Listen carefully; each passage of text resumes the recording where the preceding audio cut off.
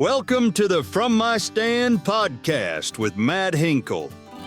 Whether you are an avid hunter, a novice, or someone interested in the sport, Matt has a unique perspective to share.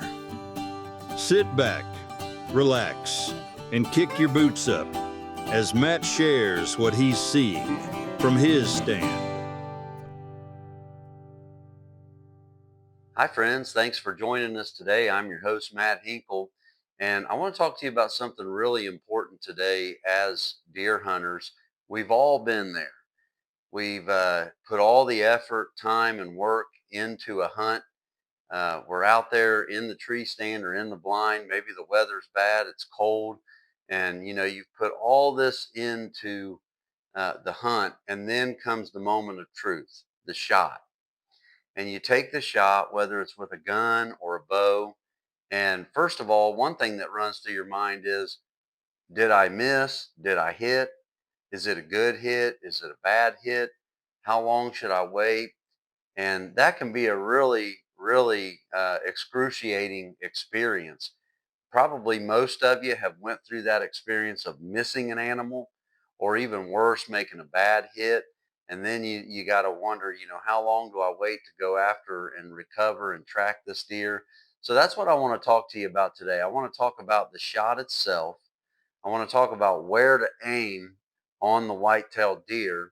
And then we'll talk just a little bit about the aftermath, how to recover a deer.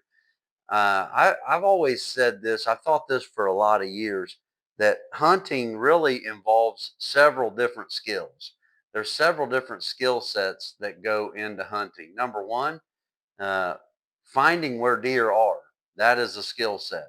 And that involves scouting and going into an area prior to hunting and figuring out where a good place to be to set up on deer would be. And that's kind of its own little skill set, finding deer through your scouting. Then a second skill set that you need to develop is your behavior in the presence of deer. And the question you answer there is, can I hunt? Scouting involves, can I find deer? But then once you've found them, can you hunt in such a way that you won't just spook them when they get into the area? And so that's kind of another skill set. I've known people before that, they found a place where deer were, and the place they found in their scouting was good, and the cameras revealed that there were deer there. And they would see deer on the camera all week long, except when they are in the stand or in the blind. And then nothing ever shows up when they're there. It could be that the deer are winding them or hearing them or seeing them. It could be some problem with their approach. But, when that happens, when the deer, say you got a camera that shows that there's deer there all the time, except when you're there, then the problem is you got to do something about your presence when the deer are wanting to be there. So, that's its own skill set. But then a third skill set that you got to develop is is actually closing the deal and making the shot. I've known people that were good hunters, but they just get buck fever when the deer is standing there and they have trouble executing their shot. And there's a big difference between shooting a gun on a range or shooting a bow on a range when you're just in casual clothes. Maybe the weather's fine, you've got a known distance. There's a big difference from that to shooting from a tree stand or out of a blind in hunting clothes with gloves on, maybe a mask on, and the weather's cold, or you got all the pressure of that deer standing there. Maybe the distance is not quite known. And so it's a big difference shooting on a range and shooting in real life hunting situations. And so I've always thought that the actual shot is its own skill set that you've got to kind of develop. And then a fourth and final skill set. So what have we said? Finding deer, that's a skill set. Being in the presence of deer, that's a skill set. Making the shot, making a humane, lethal, quick shot that's going to kill that deer quickly, that's a skill set. But then fourth is tracking and recovering that deer. Very seldom does a deer fall down right in front of you. That doesn't happen very often. And so, you got to work on those skills of tracking and recovering the animal. So today we're going to talk about the shot itself, and then tracking and recovering that animal. Let's talk about the shot for just a minute. I think sometimes we put a lot into our scouting, we put a lot into our hunting, but then we fail to really put the planning into the shot itself. Now, I want to show you what I do with my bow and with my arrows. Okay. So this is my setup for this current year. And this is a Bear Whitetail Legend compound bow. And we've done episodes where we've featured this bow, and you can go back and watch some of our old episodes and you can see a little bit about my setup. But I want to talk to you for just a moment about how I arrange my arrows in the quiver. Okay. Now, I'll talk about why my arrows look the way they look when we talk about the shot itself. But um, I want to just tell you that I put thought and planning even into how I arrange my arrows into the quiver. And I think that's important. You say, well, how big of a deal is that? Well, it doesn't seem like too much of a big deal until you're in that quick decision making, high pressure moment that goes on out in the field. So, what I always do in this particular quiver, I've got 5 arrows. Okay, there's 5 arrows here. I always put the arrow I plan on hunting next with closest to my body. Okay, so you're holding the bow like this when you shoot it. This is the arrow that is closest to my body. And then it goes from there outward and away from my body. I always keep a practice arrow in my quiver. And the practice arrow is always the furthest arrow away. All right, so in this particular setup, this is a practice arrow. Then this is my number 1 arrow. This is my number 2 arrow. This is my number 3 arrow. This is my number 4 arrow. Okay. Now the reality is these 4 arrows, I have them as identical as I can. They got the same broadhead. The broadhead is actually oriented with the fletching the same way on each and every arrow. So there's very little difference between these arrows. There should be virtually no difference at all. But what I'm saying is when I'm in the field, I don't even have to think about it. And when you get into a stand, a lot of times you get into your stand or you get into your blind and it's dark. And so I just know this is my first arrow. I don't have to look at them. I don't have to make any kind of decisions out in the field. I know that my first shot's going to be this arrow. Now, a lot of times you don't get a follow-up shot with a bow.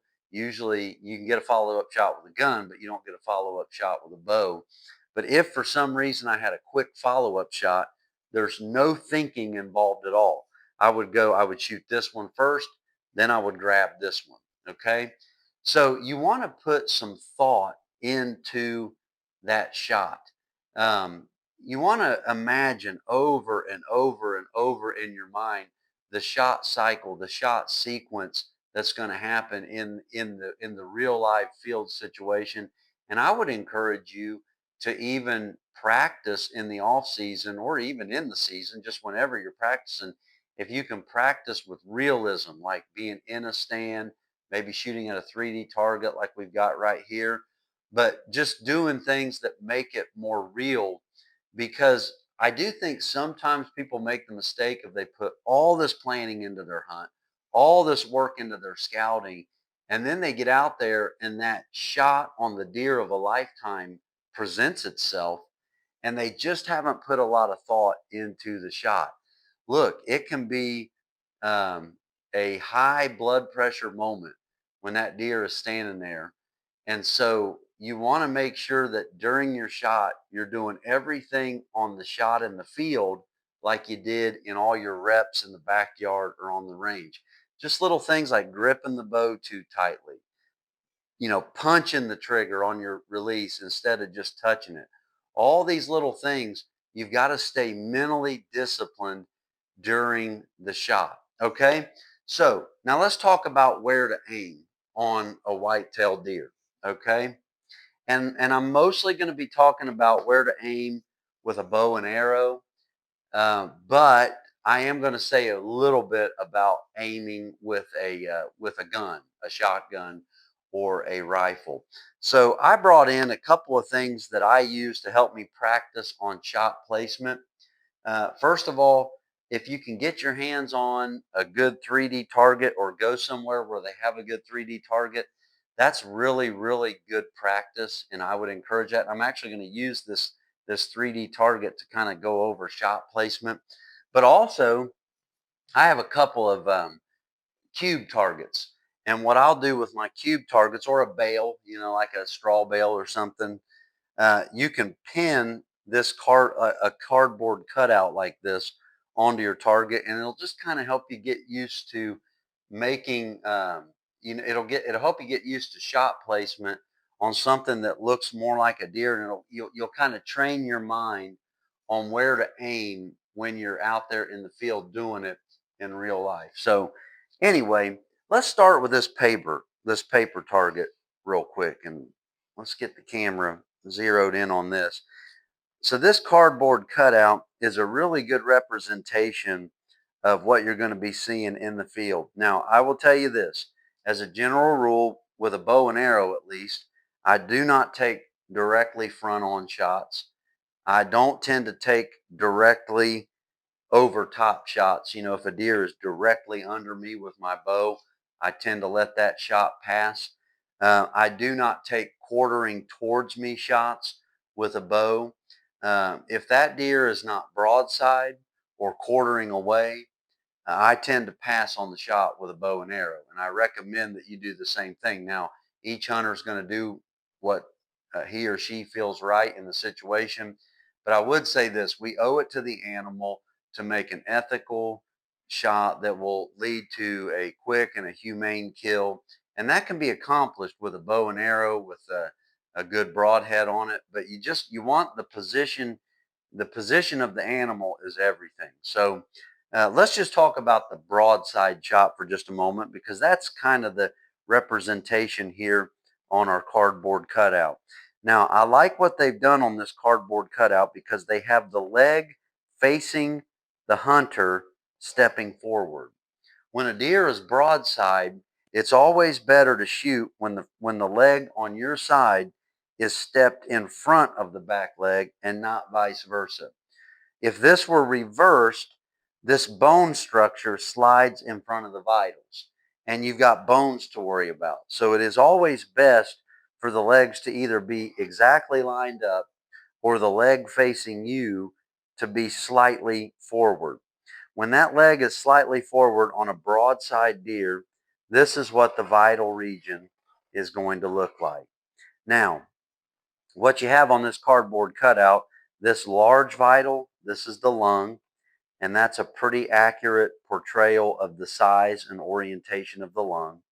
This is the heart down here. It's positioned a little bit lower in the body cavity.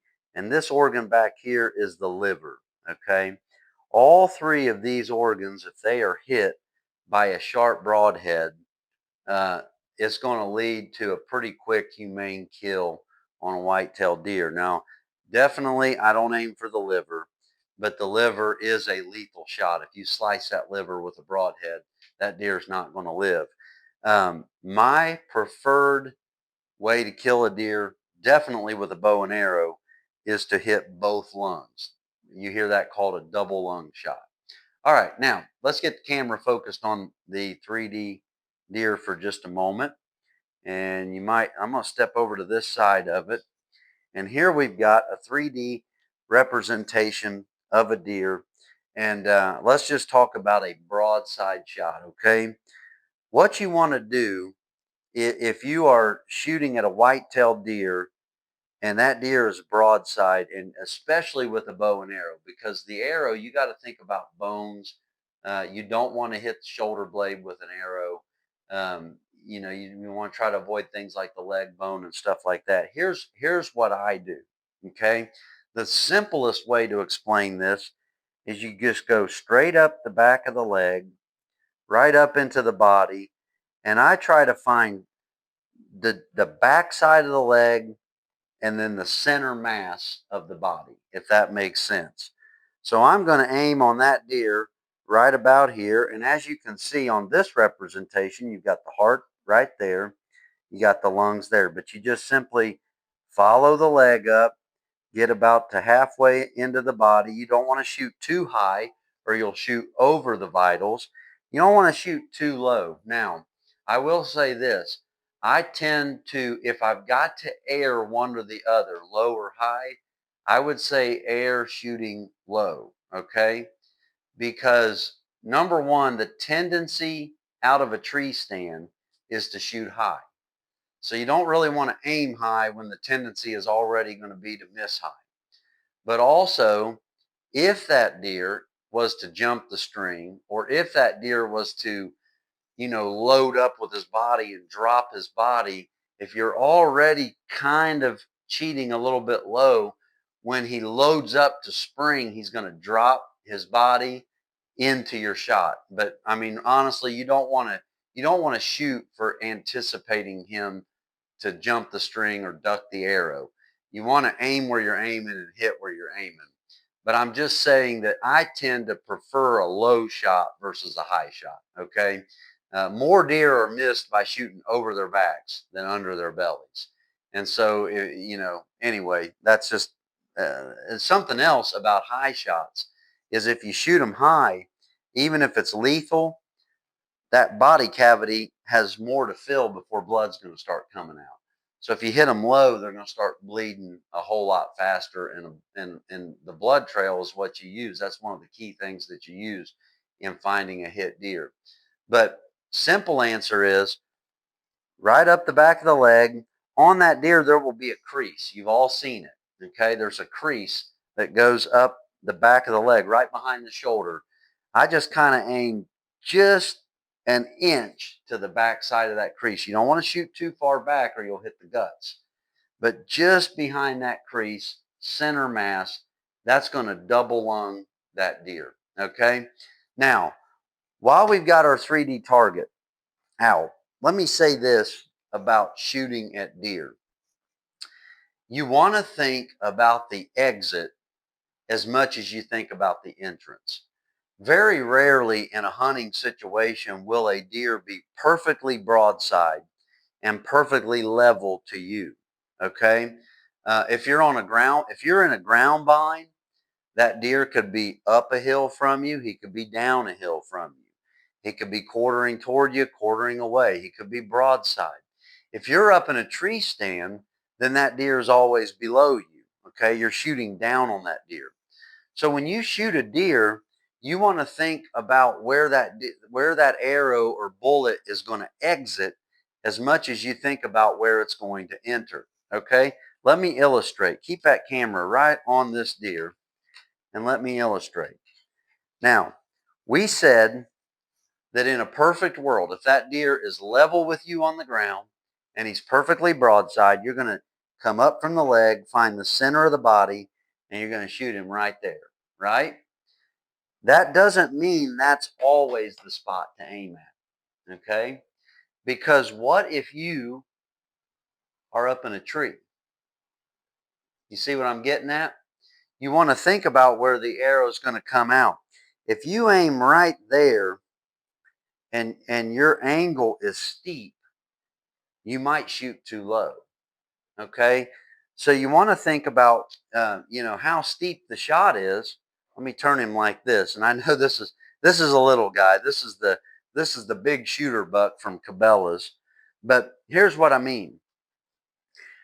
When you're shooting down on a deer, not only do you want to see how that arrow's angled, you don't want to think about just where it's going in, but you want to think about where it's going out. See what that means? And so you've got to adjust your aim accordingly. If it's a real steep shot down, you may need to shoot a little bit higher into the body because you got to think about where the arrow is going to pass through. You're still going to pass through right in the middle. But on a steep downward shot, you need to hit him somewhere more up here because it's going to come out down low. Now, can you bring that camera over and look down over his back? Just directly down over his back. My favorite position to shoot a deer at is actually quartering away. Okay, let's pretend that's broadside. This is quartering away. Now, if he's broadside, that arrow is going to go straight through. It's going to go out the same place it comes in. But if he's turned, you're going to need to aim just a little bit further back, because you want to think about where the arrow, not only where it's going in, but where it's coming out. So if he's quartering away from you, you want to aim back a little bit further, because the arrow is going to exit a little bit further forward. Somebody told me one time, and this has been very helpful through the years, you want to imagine that right behind the deer's shoulder, there is a target about the size of a volleyball, and you're trying to pop that volleyball. Okay. So that the shot angle is going to look different depending on how that deer is oriented. But if he's quartering away, you're going to, the quartering away shot looks like that. So you're going to want to drag it back just a little bit, because it's going to exit more forward. Now, I do not take quartering toward shots. I don't take shots where a deer is quartering toward me with a bow and arrow. Now, I do with a gun. If you're gun hunting and you take a quartering toward shot, that front leg that's facing you, instead of aiming just behind it, you want to aim just in front of it. Okay? So if he's quartering toward you, you don't want to shoot behind the shoulder, because look what you got there. See that? You're going out, you're going out through the guts. You want to move that shot up and shoot in front of the shoulder if he's quartering toward, and then look, it'll go out right through the vitals.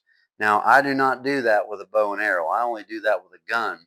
But that's the kind of things that you have to think about when you are taking your shot at a deer. But rule of thumb, most of the time, what you want to do is you want to shoot them right behind that shoulder and figure out how to do as much damage as you can right in that area,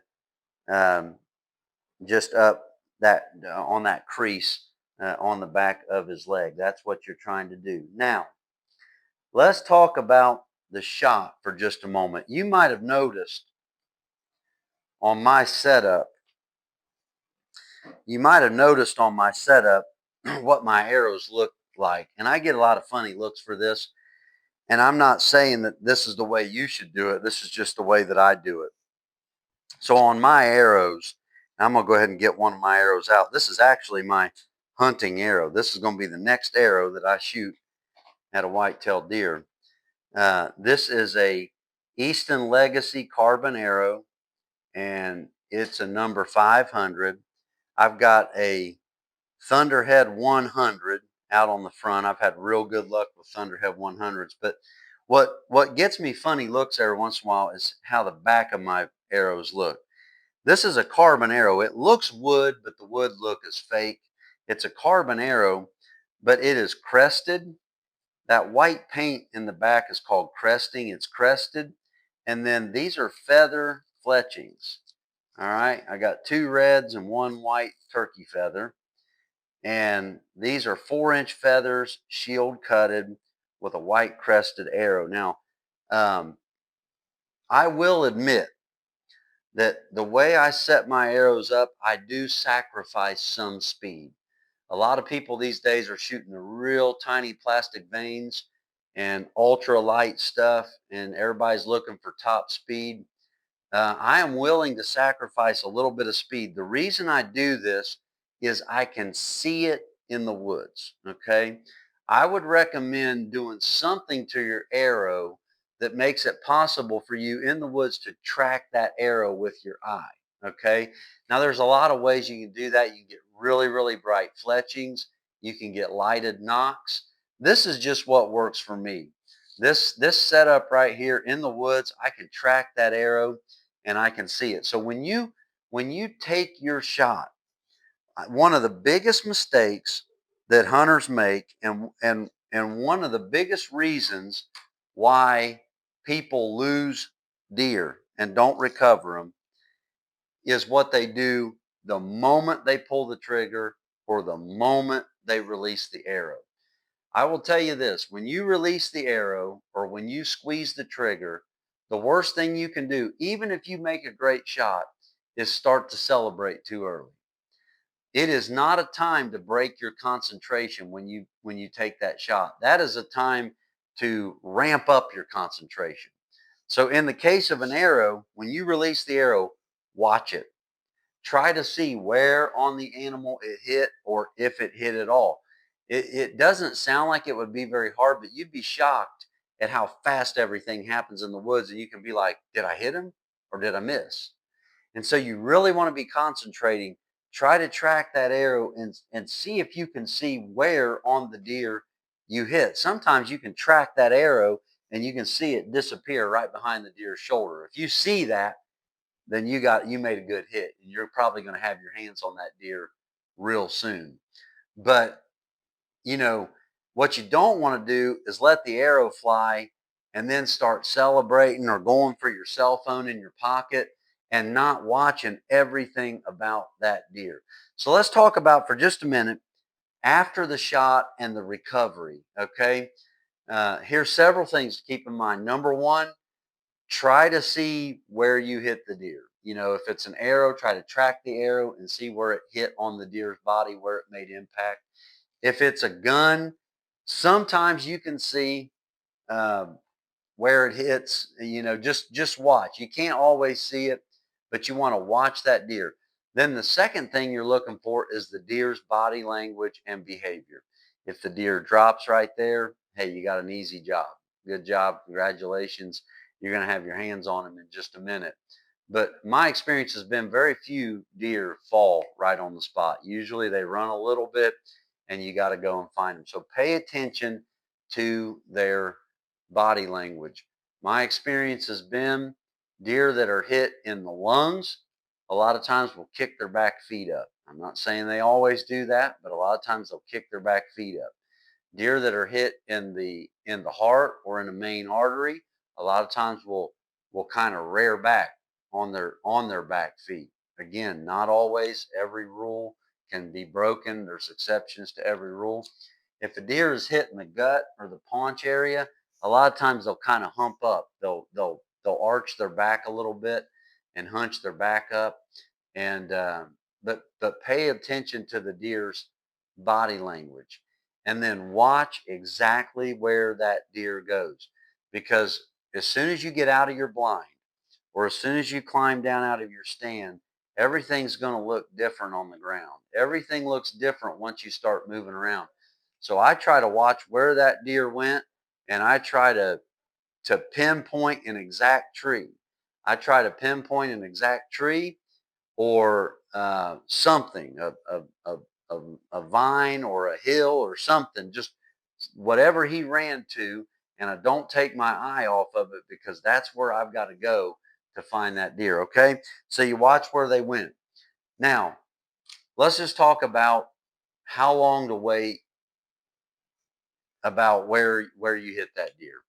If your blood is good and you believe you made a harder lung shot, when I was coming up through the sport, when I first got started in deer hunting, they said, wait a half hour no matter what.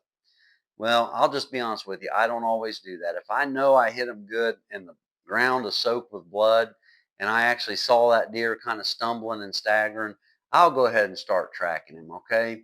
But you may want to give it 10 minutes, 15 minutes if you know you made a really, really good hit, just to give that deer time to expire. Deer will have a lot of adrenaline pumping through their body right after a shot. And if you walk up on them too soon, you could push them a little bit further. And sometimes that can be catastrophic, if you push them onto another property or something like that. So that deer is not going to want to run any further than he has to. So just give it a few minutes, even if you know he died within a minute or two, just to make sure. You don't want to push him into that thicket where you may not find him, or on that other property where you may not have permission to go and get him. Okay. But 10 to 30 minutes is what I say on a solid double lung shot or heart shot, and you hit him really good. Okay. On the liver, you want to wait about 4 hours. A liver shot is always lethal. That deer's going to die. He's not going to want to run. He's going to run a little ways off and bed down. He's not going to want to run real far, so give him about 4 hours. And usually liver shot deer can be recovered as long as you don't go after them too soon. The biggest mistake you can make on a liver shot deer is going after them too soon. If you hit them in the liver, the blood is going to be, first of all, it's going to be less than a lung or heart shot. And two, it's going to be very, very dark. So if you find less blood than expected and it's very dark and you think you might have hit them a little bit further back than you wanted to, then you probably have a liver shot, and you're going to want to give that about 4 to 6 hours. You're going to get him, but don't push him, because he could get away if you push him. Gut shot is every deer hunter's worst nightmare. A lot of deer get gut shot and they never are recovered. Gut shot, you want to wait 8 to 12 hours, okay? And he's probably going to be hard to find. The blood's going to be very sparse. You gut shot a deer if there's like green slime on the arrow. So anyway, or stomach contents on the ground, if it was with a gun. But a gut shot deer can live for quite a long time. They can travel pretty far.